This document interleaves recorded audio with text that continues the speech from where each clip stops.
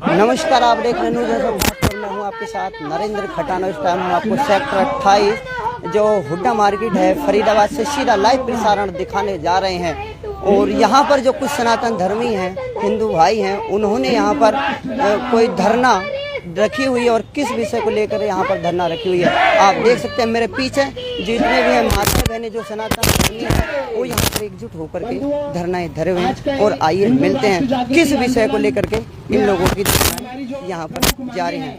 उसके संदर्भ में अलग अलग वक्ताओं के माध्यम से आप सभी को जो विषय है उसकी गंभीरता ध्यान में आ रही होगी। नमस्कार जी। नमस्कार जी। जैसे कि आप लोग धरना दे रहे हैं तो किस विषय को लेकर? ये प्रमुखता से दो विषयों पर आज का यह धरना प्रदर्शन फरीदाबाद के सेक्टर 28 हुड्डा मार्केट के समक्ष हो रहा है।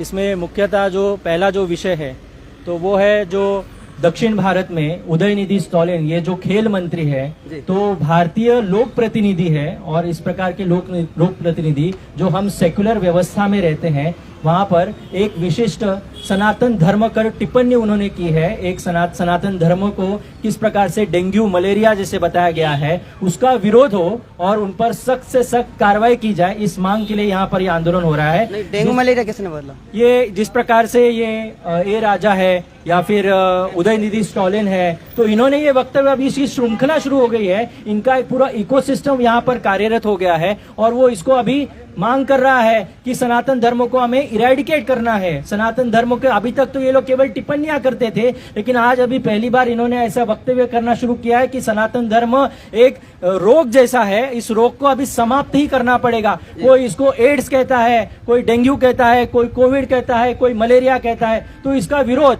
आज सभी में है, सभी हिंदुओं में इसका रोष है। इसको विरोध करने के लिए आज यहाँ पर यह हिंदू राष्ट्र आंदोलन किया जा रहा है।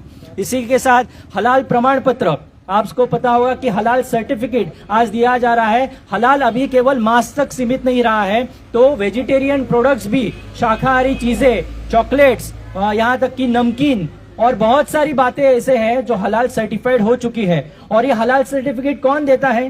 तो हलाल सर्टिफिकेट देने की व्यवस्था जो है ये भारत सरकार नहीं दे रही है, ये एक निजी संगठन है, जमीयत उलेमाए हिंद।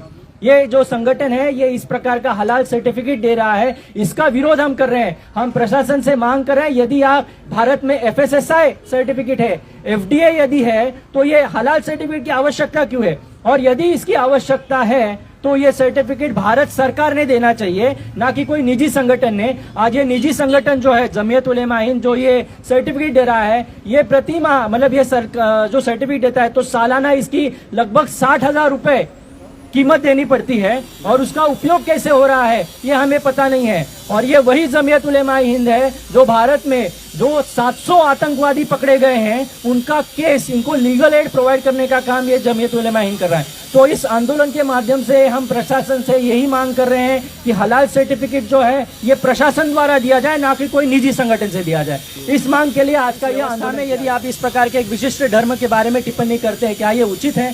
तो इसका विरोध हम होना चाहिए। इनकी कोई इस प्रकार से उन्होंने इस्लाम के बारे में नहीं कहा है, अन्य जो क्रिश्चियन पंथ है उसके बारे में नहीं कहा है, अन्य जो भी धर्म है उसके बारे में ऐसा हो नहीं करता है और करना भी नहीं चाहिए।